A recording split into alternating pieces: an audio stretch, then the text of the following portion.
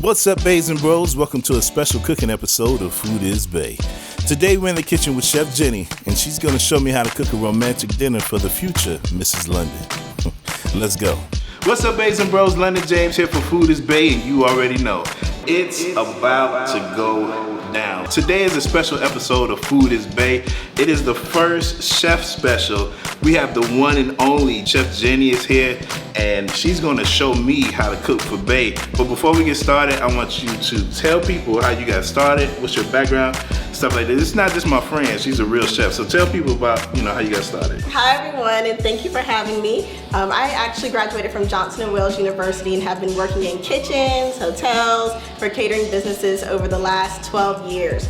I used to teach cooking classes live to small groups and just kind of educate them on different culinary techniques. And over the past couple of months, I've had fun doing it virtually on my Instagram and Facebook. So it's given me a chance to connect with people in a different way. So I'm excited to do that with you guys today. We're gonna have a good time and make some delicious food. What do you have on the menu today? Okay, so tonight we have a surf and turf inspired entree. We are gonna be making a lovely filet mignon, lobster tail, asparagus, and Duchess potatoes. Absolutely. So today, your boy is getting one-on-one lessons of how to throw down in the kitchen. I'm not saying I can't cook, because your boy can, you know what I'm saying?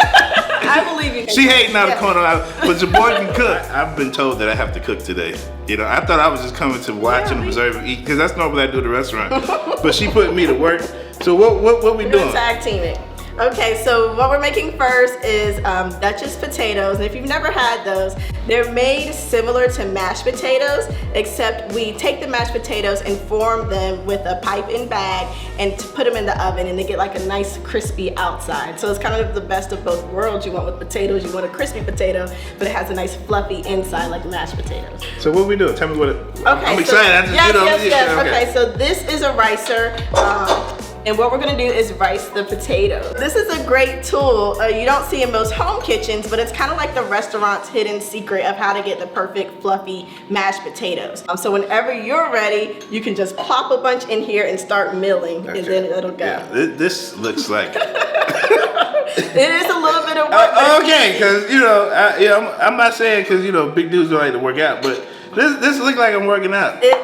It will feel like that, but also it has a nice little handle so you can let it rest on the bowl. So you don't have to do as much work as you think, but when it's time to churn, you just want to steady it. Let's go. So this is probably the most intensive part of the meal. So that's why we do it first, to get it out the way. It's probably gonna take the longest, but it's gonna be so delicious. Am I doing it right? Because it don't look like nothing. It is coming out. I just can't see it. Okay. Even if you don't want to do the Duchess style like we're doing, you can do all these same things and just make mashed potatoes if you'd rather do that. And don't just think white potatoes or Yukon Gold potatoes. You can do this with sweet potatoes. You can do it with purple potatoes. Okay. I feel like I'm breaking it. I need to get us to a place. Get us to a place where it's safe again, because. It does feel odd. It wasn't just you. It's not just me. This is where I struggled on I am going to run the video back because I felt judgmental eyes on me when I couldn't get this thing to work. I'm 100% sure. We're going to play that thing back right now. So please don't judge me, and I won't judge you. We're going to take a commercial break and pay some bills, and we'll be right back. Okay, so we're back. And by the magic of television, all the potatoes are done. Let's get to it, baby. All right, so we've got our rice mashed potatoes. And to this, we're gonna add a 1/4 cup of heavy cream.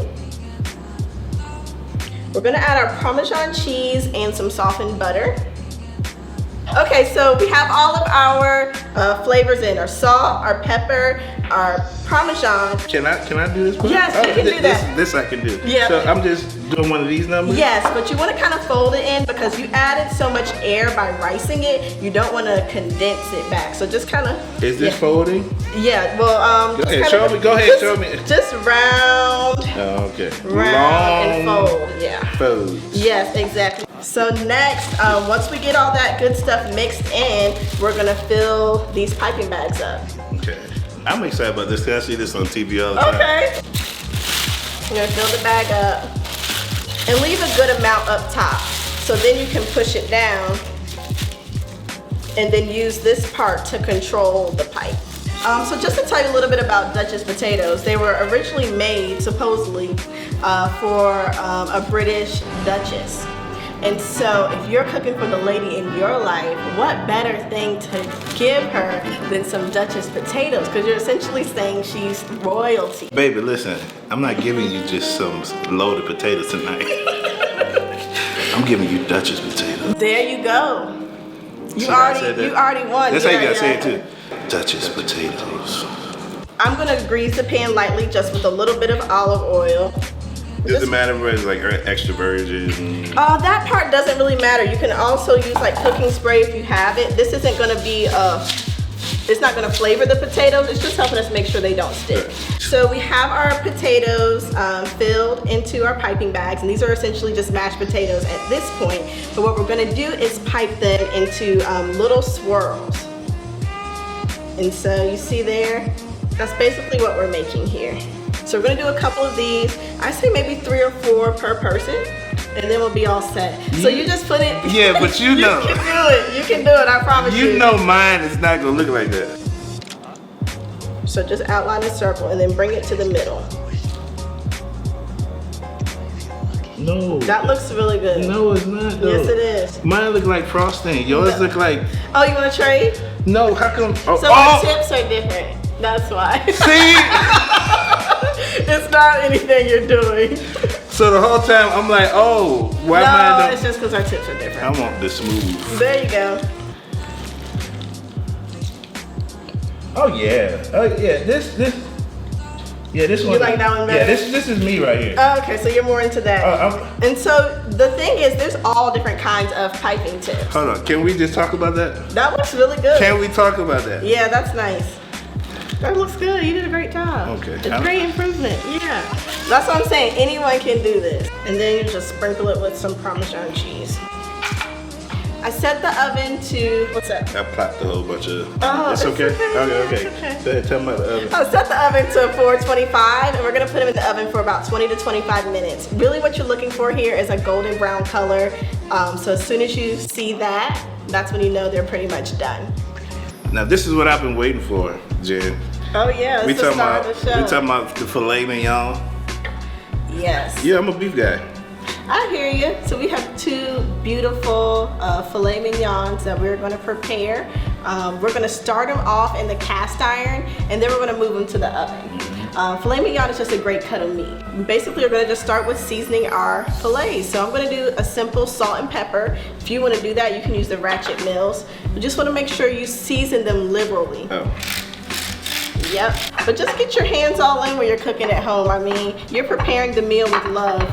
To prepare steaks this way, you will want a pan that can go safely from stovetop to oven. So avocado oil is not only one of the healthiest oils, it has lots of monosaturated fat. That's the most healthy fat.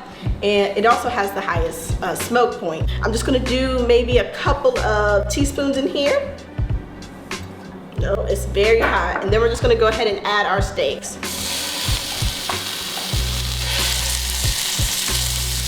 And so it's key here when you're searing a meat to make sure you're on a high temperature because you want to get that nice crust at the bottom. You're looking for a Maillard reaction. Oh, look at you! You know what I'm saying? That's exactly what you're looking for. And so that's the caramelization that you're gonna see here. And a couple of the things we've done are, you just threw me off with that vocabulary. You know what I'm saying? So you're gonna want this to sit for at least 2 to 3 minutes before you even get to a point where you wanna flip it. Our steaks have been in the pan for about 2 to 3 minutes on high heat, getting a nice sear on one side. Now we're gonna flip it, do the same to the other side, but we're gonna add some of our flavor and aromatic components, which are gonna just infuse into the steak and make it really delicious. Nice. So look at that crust. Yeah, that's a nice crust. Oh, that's a beautiful crust. All right, so we're gonna just sear that side, and I'm gonna add a couple tablespoons of butter to the pan.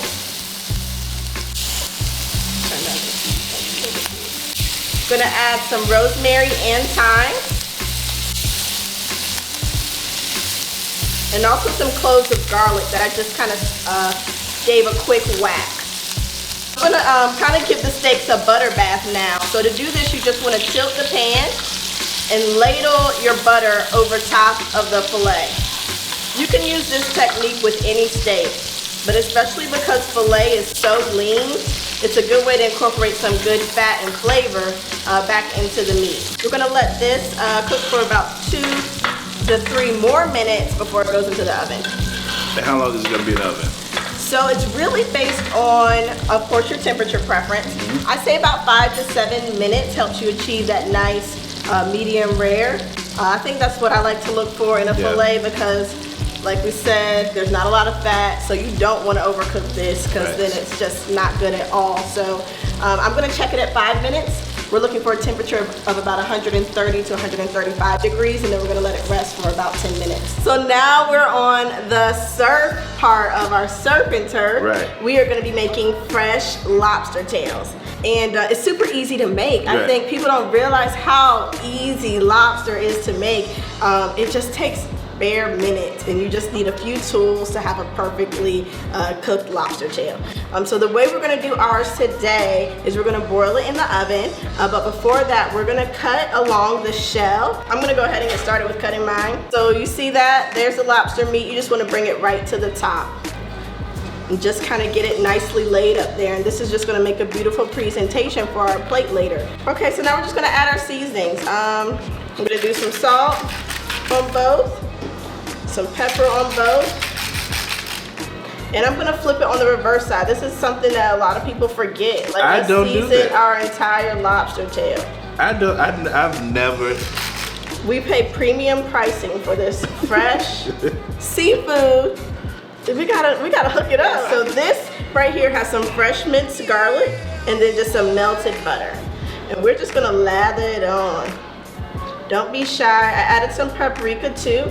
I might sprinkle some more just for color. Go ahead, Jen. All right, I'm gonna throw it in. Hey, we winding down, baby. You about to see us eat this. So now we about to get into the sauce. Not the sauce, the sauce. Oh, the sauce. So we're making a pan sauce for our delicious filet mignons. We took them out of the oven at about 130, just so we can have that perfect rare to medium rare temperature that we both love, and it's completely appropriate for a filet mignon. Yeah, absolutely. So I use my cooking thermometer for that, and we're gonna let it rest for about 10 minutes. I have the cast iron pan here. Yeah. Straight out the oven. It has all the delicious steak drippings here. Yes. And we're gonna deglaze the pan in a little bit, but what I'm gonna do is just add a little chunk of butter, let that melt here. So I'm gonna throw the shallot, garlic, and herbs in. And we're gonna let these saute until the shallots are translucent, which will take about 1 to 2 minutes, maybe 2 to 3 minutes here. Oh, but you can smell all those herbs. It smells so good. So yummy. So this is a very simple pan sauce. So we're gonna add half a cup of red wine. If you want, you can do the honors. Just give it a nice pour here.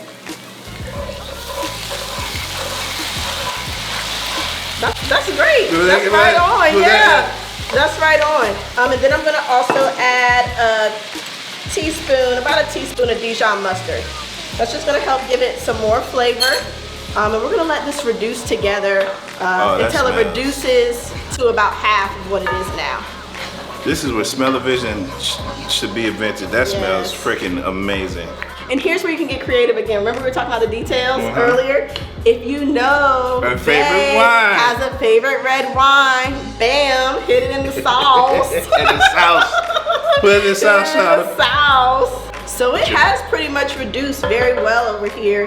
The last thing we're gonna do is just add a little bit more butter to finish the sauce. This will help give it a nice sheen, but of course that delicious butter flavor. Everything has come together and it's just gonna be a lovely, elegant sauce.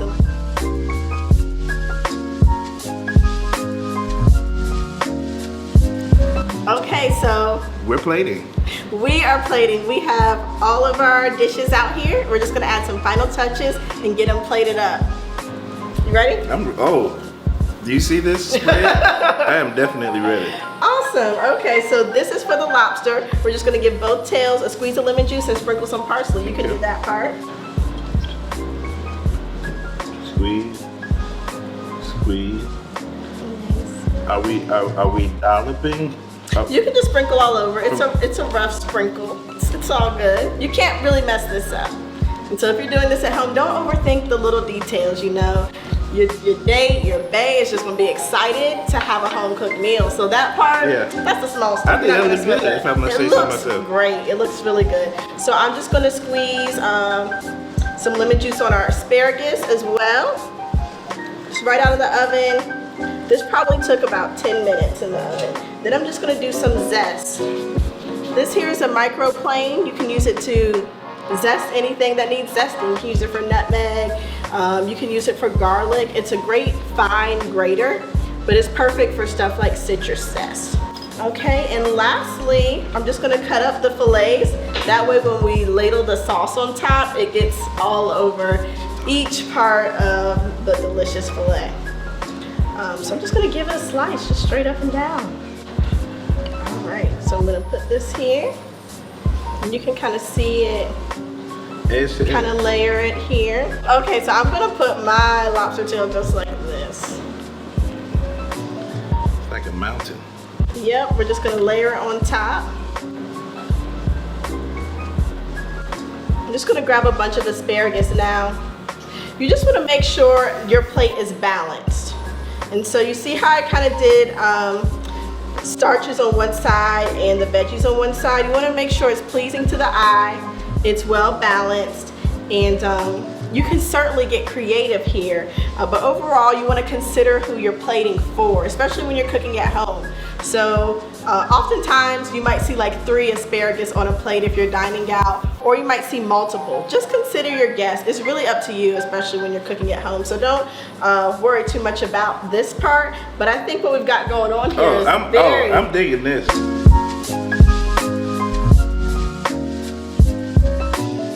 All right, so here we have it, our finished plate. We're gonna get the table cleared off and set, and we'll show you guys how to enjoy this and finish the night romantically for bae when they walk through the door, how it's gonna look. So yes, now we can eat. Now we can eat. Let's say cheers. Hey. Great work. That was a lot of fun. Yo, she held it down in here. I know this is about to be rewarding. Let's go wet this palette real quick. All right, let's enjoy. Where do we start? Tell me where you want to go. So, let's just go for the good stuff. Okay, because you know what I want. Let's try our filet. You already, super tender, but I can't just go for the whole thing. Do what you want to do. I want to do a man thing.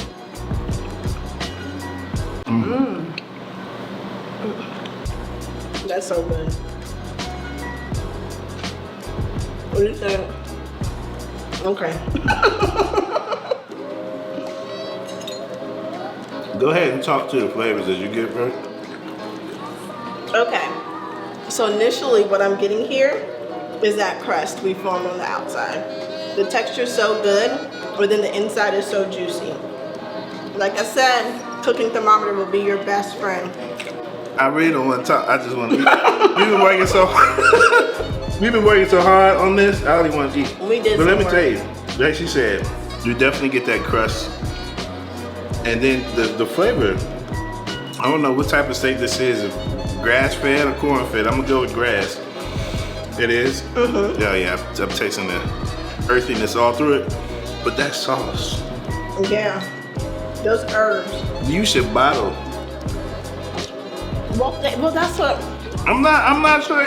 Hold on. I'm serious. You should bottle that. Oh, thank you. I want to share it with everyone though. I want everyone to be able to make. You saw how easy it was. Oh yeah, but they don't need it. Go ahead. Bottle that thing up and go ahead and sell it.